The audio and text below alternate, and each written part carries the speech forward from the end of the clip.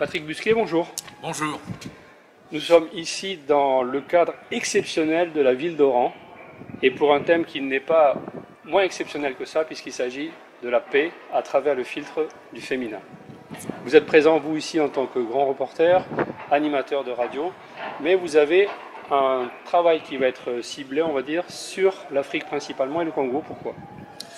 Je suis le représentant national d'une fondation suisse qui a été créée il y aura 20 ans l'année prochaine par des journalistes suisses, qui est née dans l'est du Congo, qui s'appelle la Fondation Hirondelle, et dont l'origine c'est les massacres des Hutus et des Tutsis à cette époque-là, qui avait soutenu une radio qui s'appelait Agatachia, et qui était une radio qui contrait une autre radio tristement célèbre, qui était la radio des Mille Collines et qui encourageait les massacres.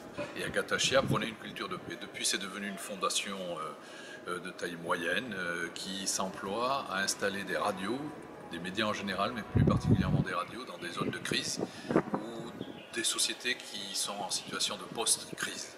Et alors, votre présence ici dans ce congrès, qu'est-ce qui la justifie ?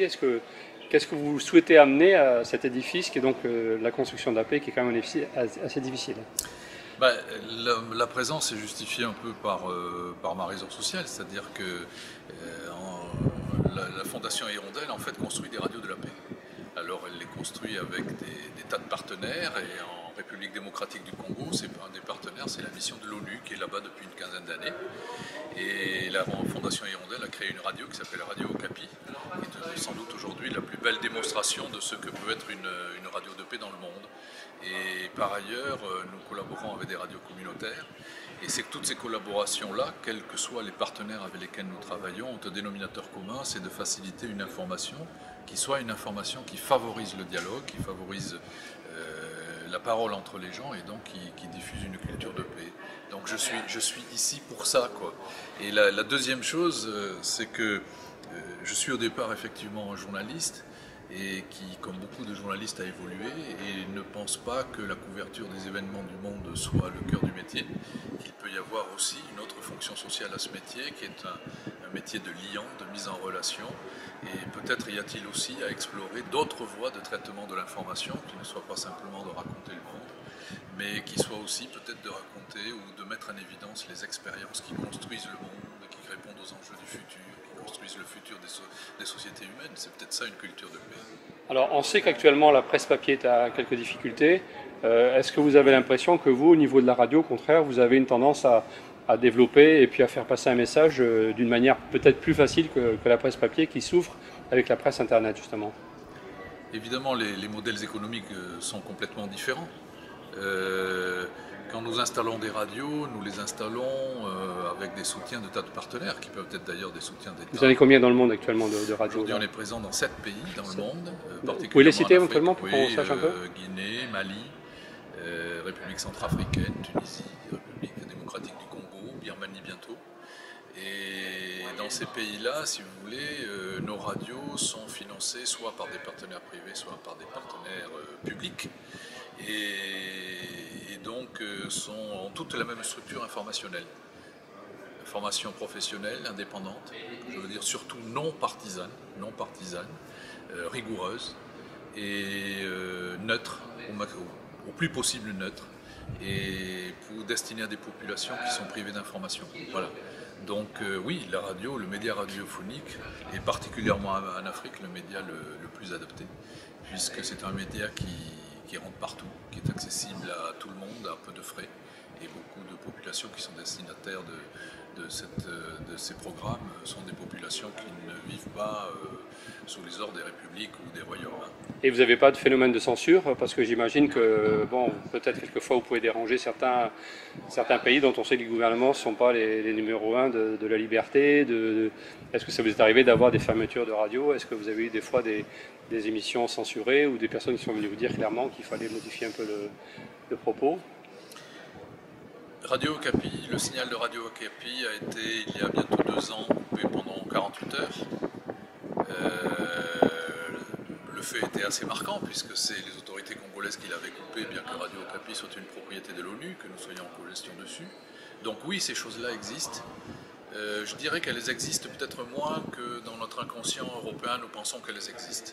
Alors je ne veux pas pour autant dire que les autorités en place soient tout Non, à c'est fait pas pour favorables polémiquer, à ça, c'est pour voilà, sur une réalité, voilà, si ça oui, n'existe oui, pas. non, c'est une réalité. Il y a effectivement des tensions qu'on arrive à bien gérer parce que ces radios sont avant tout d'une grande utilité sociale. Et elles ne sont pas dans le commentaire. Ces radios, par exemple, sur le terrain informationnel, diffusent de l'information. Elles sont factuelles. Et il n'y a pas d'émission de commentaires comme on en connaît en Europe. Il n'y a pas le phénomène du commentaire ou de l'actualité qui se greffe sur un commentaire et qui devient également un commentaire. On n'est pas du tout dans ce scénario-là. Donc à partir du moment où cette information reste utile, reste non partisane, comme je l'ai dit, les autorités ne posent pas beaucoup de problèmes. Et vos sources d'information par rapport à ce que vous diffusez par la radio, comment vous faites pour avoir donc, de la matière pour faire vos émissions? Sources d'information, c'est tous les acteurs des sociétés dans ces pays-là, hein, que ce soit la société civile ou les acteurs institutionnels. La musique particulière de cette radio est liée au fait que les rédactions sont indépendantes. Et les rédactions étant indépendantes, si vous voulez, c'est ça la grosse différence dans des paysages médiatiques africains qui très majoritairement ne sont pas des paysages médiatiques indépendants. Il y a très peu de pays en Afrique où l'information est indépendante. Et nos radios, ayant des modèles économiques qui garantissent l'indépendance des salles de rédaction, peuvent de ce fait fabriquer et diffuser une information qui est reconnue d'utilité et qui est reconnue par les populations.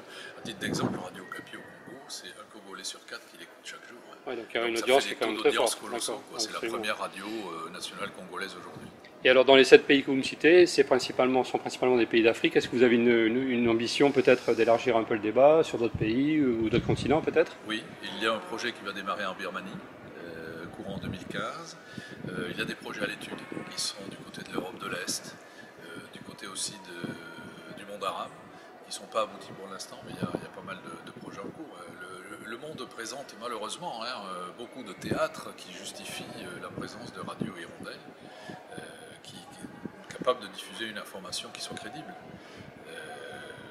Mais la Fondation Hirondelle, évidemment, n'a pas les moyens de pouvoir installer des médias partout. Est-ce que vous auriez un pays improbable, vous rêveriez peut-être d'installer une radio, je ne sais pas, moi je pense à l'Afghanistan, des pays comme ça, un petit peu plus chauds. Moi je vais répondre à titre personnel si vous voulez. Oui, allez-y, vous êtes libre. Nous sommes à Oran en Algérie. Voilà, tout à fait. Et moi je rêverais si vous voulez, d'installer un projet médiatique entre la France et l'Algérie, pour une raison très simple, c'est qu'après la tragédie qu'ont vécu ces deux pays, au moment de la libération de l'État algérien, il n'y a pas eu derrière de parole de pardon, entre guillemets, c'est-à-dire de parole de réconciliation, absolument, à l'image de ce qui s'est passé entre l'Allemagne et la France.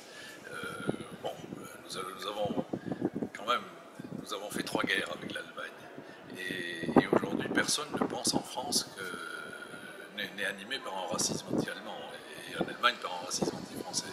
C'est lié sans doute à une grande parole de réconciliation à un moment donné qui ont été les actes majeurs d'hommes politiques que l'on doit saluer pour ça. Et ça n'existe pas de part et d'autre de la Méditerranée concernant l'Algérie et la France. Et je trouve qu'il y aurait une très très belle création médiatique, sans doute à imaginer, particulièrement orientée vers la jeunesse. Alors je ne sais pas, peut-être ça deviendra réalité. Ça peut être un bon projet à proposer dans ce cadre justement du congrès. On a l'habitude de dire qu'une hirondelle fait le printemps, maintenant on va dire qu'une hirondelle c'est un messager de paix, un peu en concurrence avec la colombe. Mais il faut assumer les symboles et aller les chercher pour se comprendre. Mais je dirais simplement sous forme de plaisanterie qu'au Kasaï, l'hirondelle c'est le symbole de la foudre. Aïe. Alors je ne sais pas si c'est pour ça que dans le logo de la Fondation Hirondelle il y a deux hirondelles pour trouver un équilibre. Peuvent porter chacune une partie de la réalité. Non, si vous voulez, la Fondation Hirondelle elle assume pleinement le rôle social que peut avoir un média dans la construction d'une société, dans l'apaisement d'une société. Les médias ne peuvent pas faire ce qui n'est pas leur job. En revanche, on peut se dire que si les médias faisaient davantage de leur la citoyenneté qui peu à peu s'installe partout dans le monde, je pense qu'on ferait des sauts de progrès conséquents beaucoup plus vite. Écoutez, en tout cas, Patrick Busquet, merci d'avoir répondu à nos questions et puis bonne continuation dans ce congrès qui s'annonce tout à fait prometteur. Merci. Merci.